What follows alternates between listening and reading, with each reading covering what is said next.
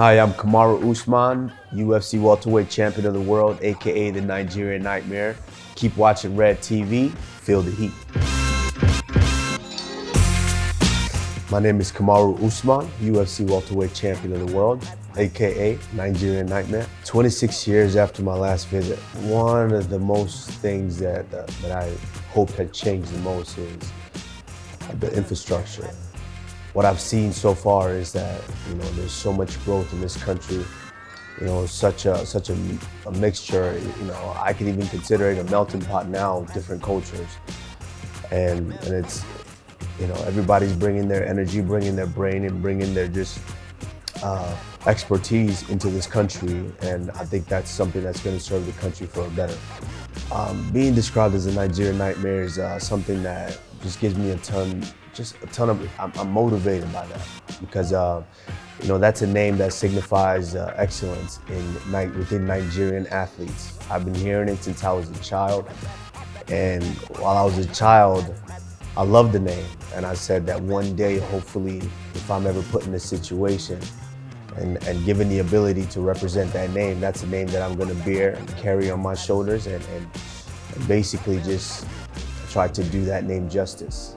Growing up, did I wrestle? My brothers very much, absolutely. That's just something you do. You have 3 boys, close in age. It's something that I think is necessary growing up. And we did a ton of it, and I'm praying, and I'm guessing that's kind of what's helped me get to the point that I am right now. My fight prep routine is it's kind of complicated to explain because I'm a very routine individual, whether it's just with the fight stuff or whether it's with everyday life.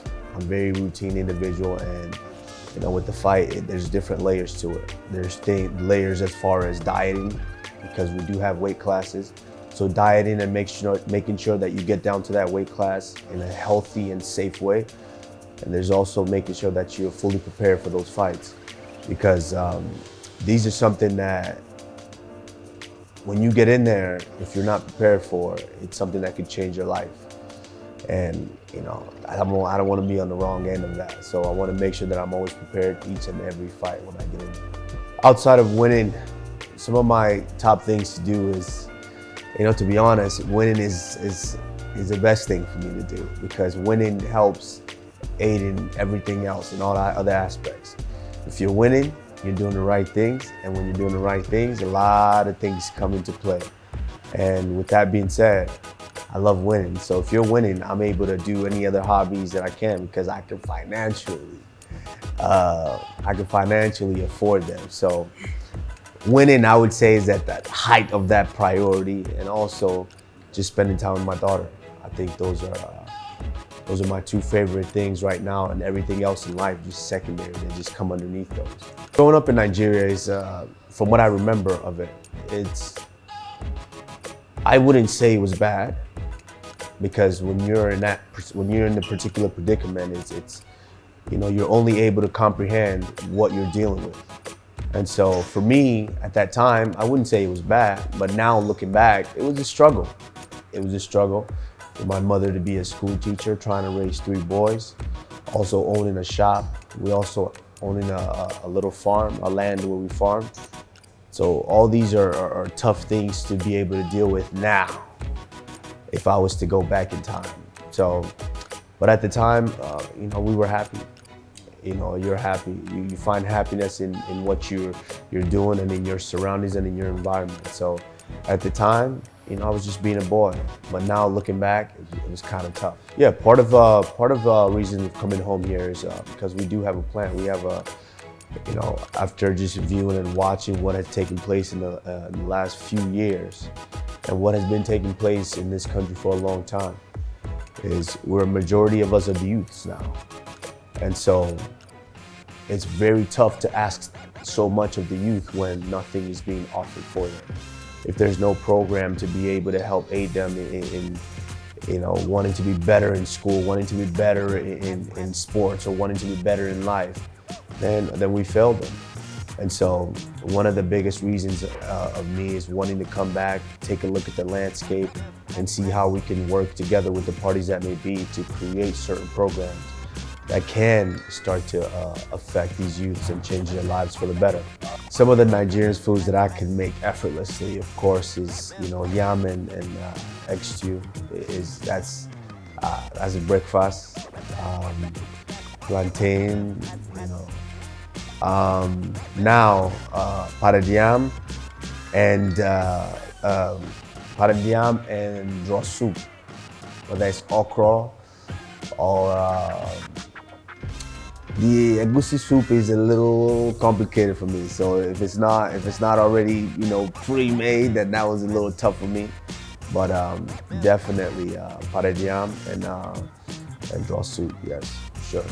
My experience when I received my first check it was already gone before I received it, because the bills that I had piled up before that check was already taking over that check. But it was extremely exciting, and it's such an addictive feeling when you work so hard to accomplish something, and when you do it, you get the prize for it. That is a positive reinforcement that lets you know that this is something that's good to do. This is a great thing to do. And after that, I was hooked. 3 songs right now on my playlist that I would say the last 3 that I really walked out to is, of course, Anybody by Burna Boy. One of my personal favorites, Wizkid's Soko that's a big one for me. And now this third one, it flip-flops. It depends on the mood. Depends on what type of fight I'm mentally and physically prepared for. If I'm prepared for a physical just fight and no tactics or whatsoever, sometimes I might need to let my opponents know that I'm not playing any games. So Future and Rick Ross, no games, definitely. Since I've been here, some of my best moments that I've had in Lagos is just being able to sit in my room with no distractions. Order the room service here, whether it's fried rice with the stewed fish. Just being able to be in my element and in my peace is something that I definitely cherish, and I would say that's one of the highlights. But I also loved just opening my window and listening to the sounds of the city.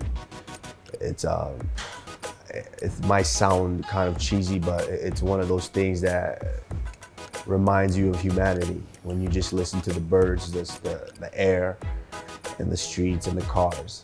It's very important for me. My biggest advice that I would say, and it's something that I kind of, that of course I wish was said to me when I was young, and it's a phrase that I like to say is, the situations and the situations of today, the positions of today might not necessarily be the positions of tomorrow.